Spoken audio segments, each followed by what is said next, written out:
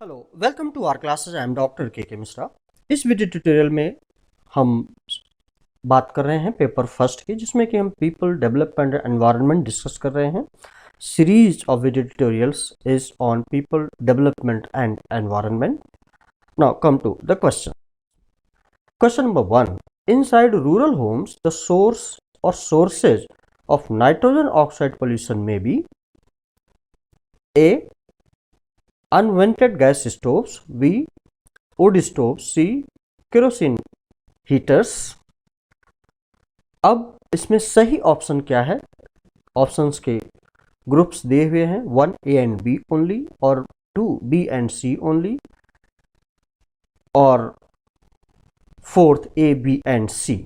So here correct option is A, B and C means unvented gas stoves, B wood stoves, C kerosene heaters। ये तीनों ही nitrogen oxide के pollutants हो सकते हैं, इनसे ये पोल्यूशन निकल सकता है। तो ये ध्यान रखने की ज़रूरत है। ये क्वेश्चन हालांकि कॉम्बिनेशन में पूछा गया है तीन चीज़ों को लेकर के, तो ये तीनों चीज़ों को याद करने की ज़रूरत है कि नाइट्रोजन ऑक्साइड इनसे का पोल्यूशन हो सकता है। Question number 2, which of the following pollutants can cause cancer in humans. So basically जब हम कैंसरस सेल्स या कैंसर की बात करें तो पेस्टिसाइड्स जो कि दिए हुए हैं मरकरी, लीड और ओजोन, तो ये नहीं, पेस्टिसाइड्स कैंसरस होते हैं, इसलिए करेक्ट ऑप्शन 1 सही है ना। क्वेश्चन नंबर 3, अक्सर एग्जाम्स में पेपर फर्स्ट में असर्शन और रीजन के के रूप में भी क्वेश्चंस आ सकते हैं। अब जैसे असर्शन क्या है ये समझने की जरूरत है। असर्शन ए दिया हुआ है, population control measures do not necessarily help in checking environmental degradation. एक असर्शन है, एक स्टेटमेंट दिया गया है, अथॉरिटेटिव असर्टिव स्टेटमेंट। रीजन इसका बताया गया, the relationship between pollution growth and environmental degradation is rather complex. अब यहाँ पर सही क्या है? तो यहाँ पर सही है question number option A, both A and R true and R is the correct explanation of A. अगर आप ध्यान से देखें तो ये सही भी लगता है, दोनों एक दूसरे के पूरक लग रहे हैं, इसलिए ये करेक्ट ऑप्शन 1 है यहाँ पर। 4, विच of the following phenomena is not a natural hazard. Wild fire, 2 lightning, 3 landslide, 4 chemical contamination. अब अगर आप देखें तो नेचुरल हैजार्ड क्या है? तो वाइल्ड फायर और लाइटनिंग और लैंडस्लाइड ये सब नेचुरल डिजास्टर्स एक्टिविटीज हैं, हैजार्ड हैं, लेकिन केमिकल कंटेमिनेशन ये तो ह्यूमन बीइंग के द्वारा है, तो इसलिए करेक्ट ऑप्शन 4 है। Question number 5, as part of national climate change policy Indian government is planning to raise the install capacity of renewable energy by the year 2030 to, here correct option is 4th, that is 350 gigawatt। so that is the correct option। ये अब ये याद करने की जरूरत है। Question number 6, at present in terms of per capita energy consumption identify the correct sequence. तो ये क्वेश्चन अक्सर अगर आपने पढ़ा होगा कहीं पर तो भी समझ में आएगा, लेकिन अगर आप ऑप्शंस देखें तो यहाँ करेक्ट ऑप्शन है Russia, China, Brazil and India. अगर हम पर कैपिटा एनर्जी कंजम्पशन की बात करें किलोवाट पर ईयर में, तो ये सीक्वेंस सही लग रहा है, तो इसको ध्यान में रखने की ज़रूरत है। Question number 7, identify the air pollutant in urban areas which irritates eyes and also respiratory tract of human beings. So ये correct option is 3, that is surface ozone।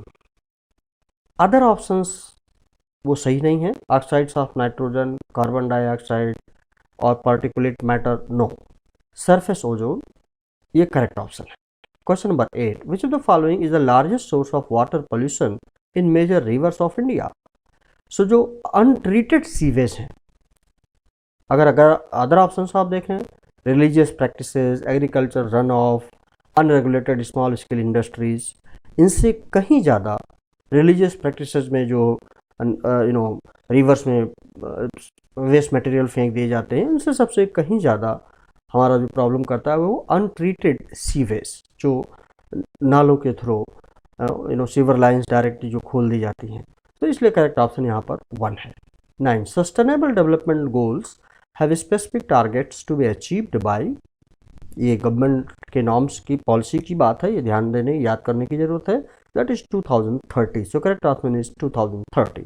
10 Indian governments target of producing power from biomass bye the year 2020 is, correct option is 4 10 megawatt. Biomass से Indian government plan कर रही है at least 10 megawatt energy production शुरू करें। 11 अब फिर assertion and reason के रूप में आ गया।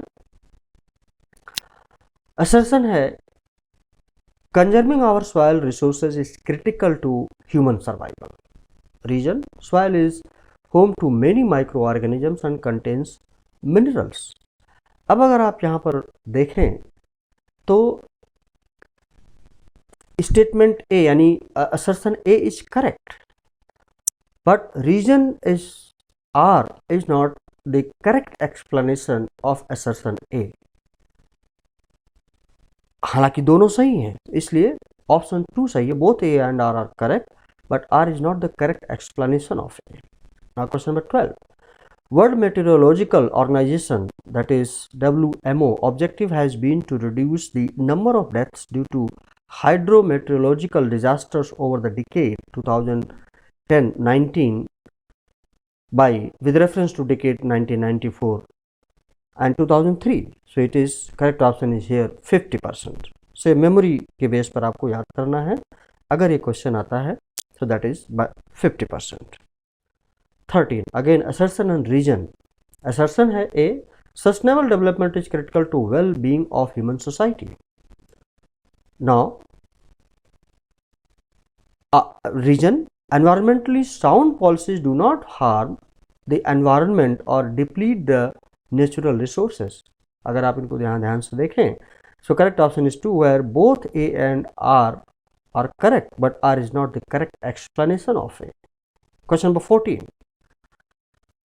The dominant source of pollution due to oxides of nitrogen, that is NOx, in urban areas is, correct option is 1, that is road transport, not commercial sector, not energy used in industry or power plant, because these are not found in urban areas. So what is found in urban areas? That is road transport, क्योंकि roads तो वहीं से निकल रही हैं, इसलिए जो nitrogen oxides हैं रोड ट्रांसपोर्ट से ज़्यादा निकल रहे हैं।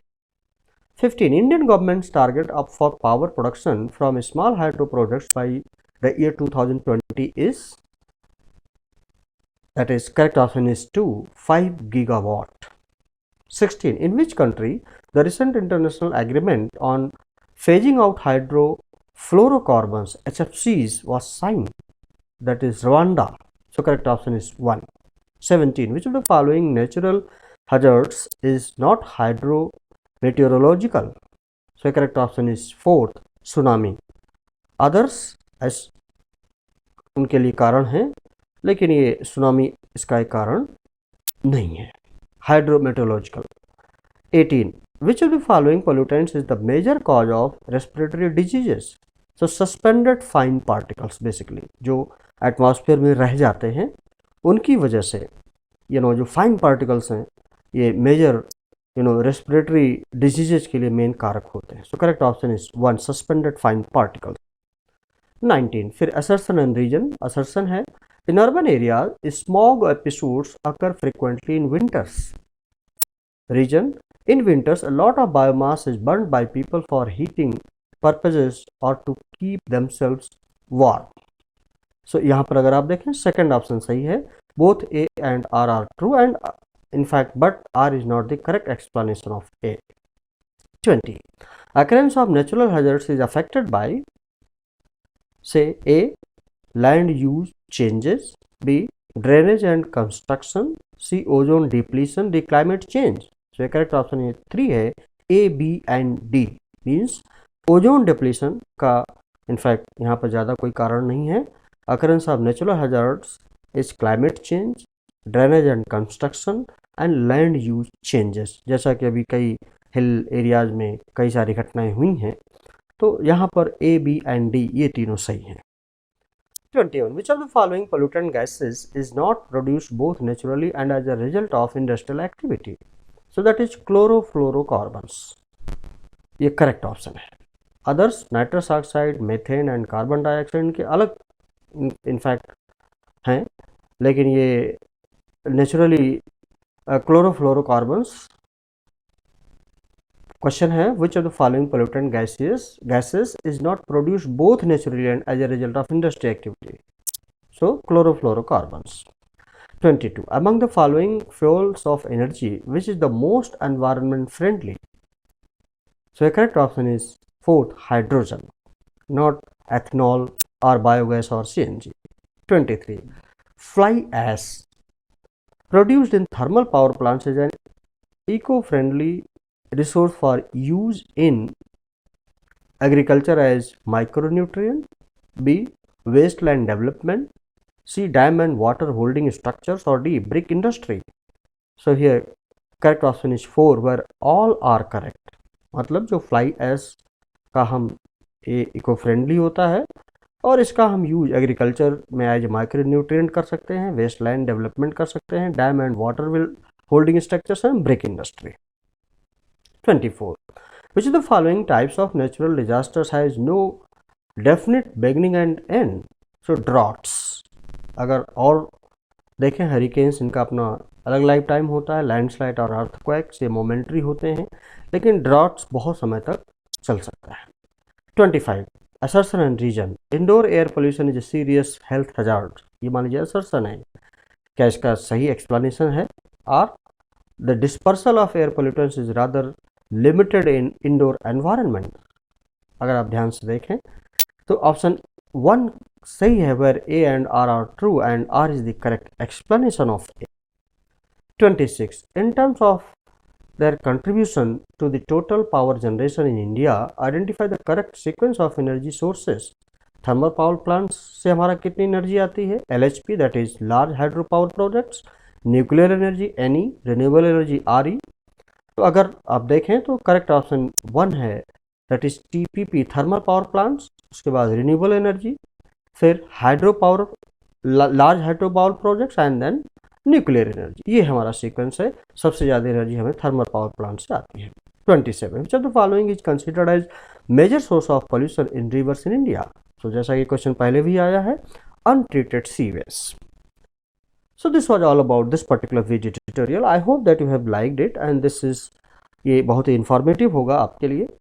और अगर आपने लाइक किया है तो ज़रूर इसको सब्सक्राइब जरूर करें चैनल को एंड शेयर करें जिससे कि औरों को फ़ायदा हो.